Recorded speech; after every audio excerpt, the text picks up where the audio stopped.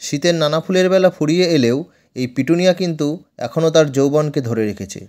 অন্যান্য ফুল শুকিয়ে গেলেও পিটুনিয়া কিন্তু অবিরত ফুল দিয়েই চলেছে। পিটুনিয়া ফুল দেখবেন ফোটার 1-2 দিন পরই শুকিয়ে যায়। আমি করি কি, প্রতিদিন বা 1-2 দিন অন্তর এই সমস্ত শুকনো ফুল বৃন্ত সমেত কেটে পরিষ্কার করে দিই। গাছে বীজ তৈরি হতে দিই না। গাছে বীজ তৈরি হলেই গাছে কুঁড়ির সংখ্যা কমে যায় এবং গাছ আর আগের মতন ফুল দেয় না। ধীরে ধীরে ফুলের সংখ্যা কমে আসে।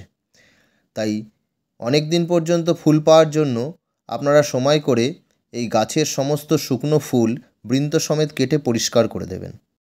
গাছগুলির এই যে নিরন্তর ফুল দেওয়ার প্রসেস, এটা মার্চ মাস পর্যন্ত ধরে রাখতে গেলে আপনাদের অবশ্যই খাবার ব্যবহার করতে হবে।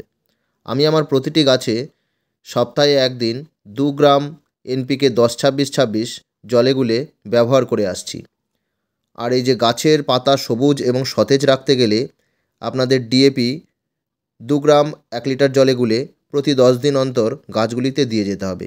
এই দুটি খাবার ব্যবহার করতে পারলেই গাছের পাতা থাকবে সবুজ সবল এবং প্রতিটি ব্রাঞ্চ থেকে আসবে প্রচুর কুঁড়ি এবং সেখান থেকেই মার্চ মাস পর্যন্ত আপনারা অবিরত ফুল পেয়ে যাবেন। এখন যেহেতু দিনের তাপমাত্রা অনেকটাই বেড়ে গেছে এবং গাছগুলি অনেক শাখা প্রশাখাও নিয়ে ভর্তি হয়ে আছে, তাই এই সময় গাছে প্রচুর জলের চাহিদা থাকে। তাই প্রয়োজন মতো আমাদের গাছে জল দিতে হবে। দেখতে হবে যাতে জলের অভাবে গাছগুলি শুকিয়ে না যায়।